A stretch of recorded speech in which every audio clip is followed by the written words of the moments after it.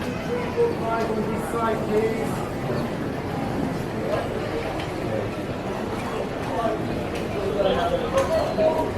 Coaches, 1, 2, 3, 4, 5, this way. Guys, you can use this side as well, please. Come on, guys, you can use this side as well, please.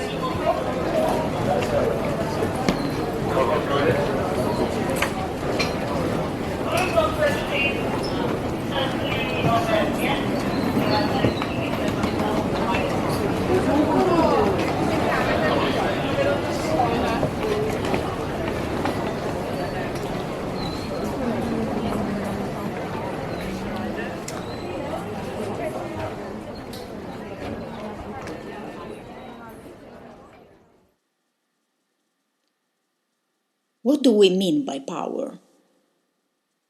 Every individual and group is after power. Power for oneself, for the party, or an ideology. The party and the ideology are an extension of oneself. The ascetic seeks power through abnegation, and so does the mother through her child. There is the power of efficiency, with its ruthlessness, and the power of the machine in the hands of a few. There is the domination of one individual by another, the exploitation of the stupid by the clever, the power of money, the power of name and word, and the power of mind over matter. We all want some kind of power, whether over ourselves or over others. This urge to power brings a kind of happiness, a gratification that is not too transient. The power of renunciation is as the power of wealth. It is the craving for gratification, for happiness, that drive us to seek power, and how easily we are satisfied. The ease of achieving some form of satisfaction blinds us, all gratifications blinding. Why do we seek this power?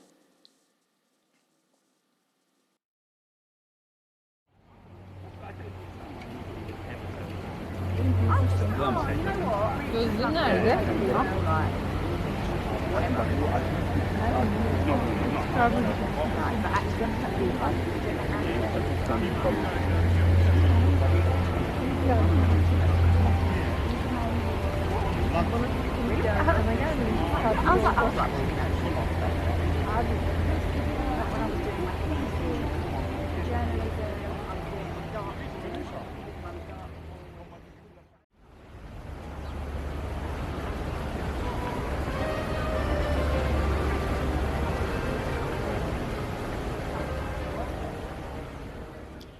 Is the craving for power at only one level of our being? Do we not seek it inwardly as well as outwardly? Why? Why do we worship authority? Whether of a book, of a person, of the state, or of a belief? Why is there this urge to cling to a person or to an idea? It was once the authority of the priest that held us, and now it is the authority of the expert, the specialist. Have you not noticed how you treat a man with a title, a man of position, the powerful executive? Power in some form seems to dominate our lives. The power of one over many, the using of one by another, or mutual use.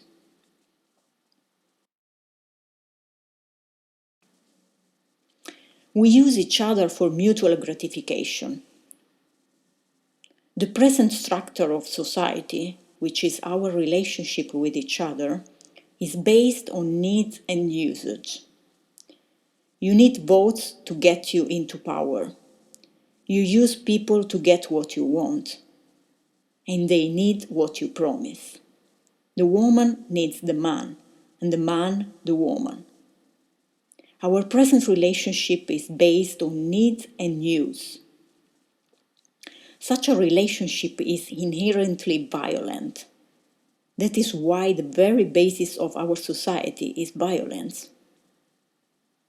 As long as the social structure is based on mutual need and use, it is bound to be violent and disruptive. As long as I use another for my personal gratification or for the fulfillment of an ideology with which I'm identified, there can only be fear, distrust, and opposition. Relationship is then a process of self-isolation and disintegration. This is all painfully obvious in the life of the individual and in the world affairs.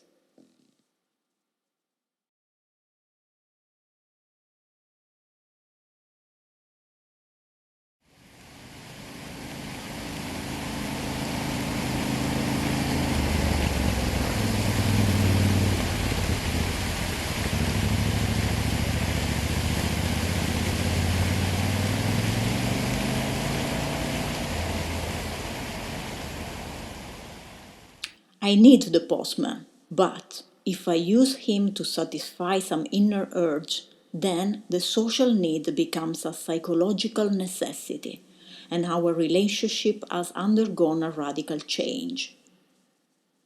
It is this psychological need and usage of another that makes for violence and misery. Psychological need creates the search for power, and power is used for gratification at different levels of our being. The man who is ambitious for himself or for his party, or who wants to achieve an ideal, is obviously a disintegrating factor in society.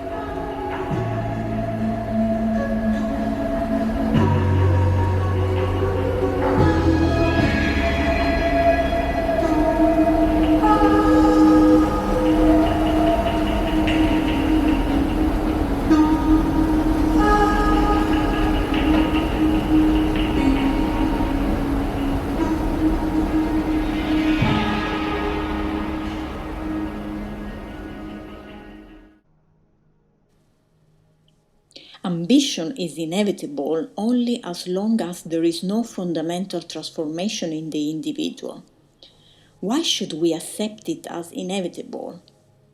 Is the cruelty of man to man inevitable? Don't you want to put an end to it? To be on top is what every individual, every group, every ideology is trying to do, and so sustaining cruelty and violence. There can be creation only in peace, and how can there be peace if there is mutual usage?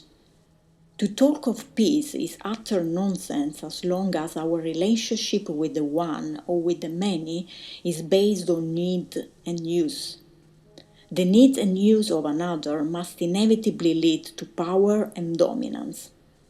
The power of an idea and the power of the sword are similar.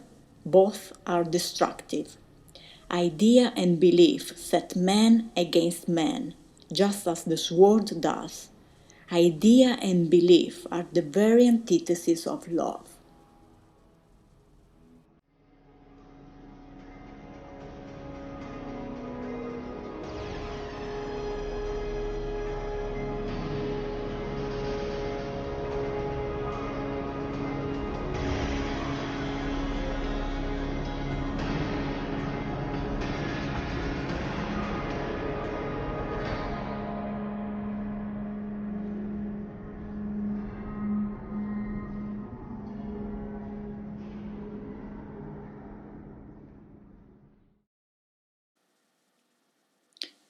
Is not the pursuit of power one of the recognized and respectable escapes from ourselves, from what is?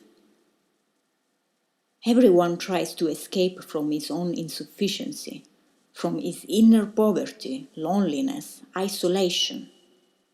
The actual is unpleasant, but the escape is glamorous and inviting. Consider what would happen if you were about to be stripped of your power, your position, your hard-earned wealth. You would resist it, would you not? You consider yourself essential to the welfare of society, so you would resist with violence or with rational and cunning argumentation. If you were able voluntarily to set aside all your many acquisitions at different levels, you would be as nothing. Would you not?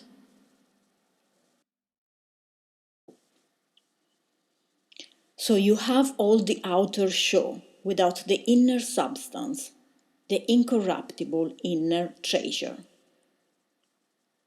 You want your outward show, and so does another, and from this conflict arise hate and fear, violence and decay. You, with your ideology, are as insufficient as the opposition, and so you are destroying each other in the name of peace, sufficiency, adequate employment, or in the name of God. As almost everyone craves to be on top, we have built a society of violence, conflict, and enmity.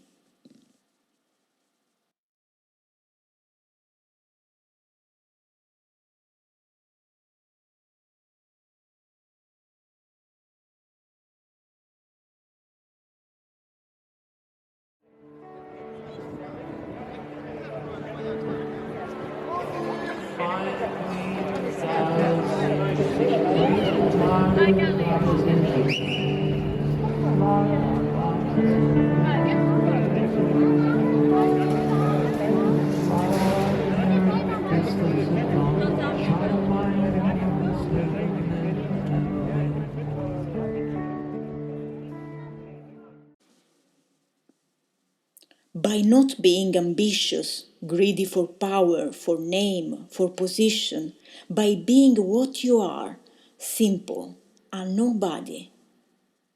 Negative thinking is the highest form of intelligence. The other is you. You are saying, what is the good of my changing if everyone else does not change? One must begin near to go far. But you really do not want to change. You want things to go on as they are, especially if you are on top. And so you say it will take infinite time to transform the world through individual transformation. But the world is you. You are the problem. The problem is not separate from you. The world is the projection of yourself. The world cannot be transformed till you are. Happiness is in transformation, not in acquisition. Only a happy man can bring about a new social order. But he is not happy who is identified with an ideology or a belief, or who is lost in any social or individual activity. Happiness is not an end in itself. It comes with the understanding of what is. Only when the mind is free from its own projections can there be happiness. Happiness that is bought is merely gratification. Happiness through action, through power, is only sensation.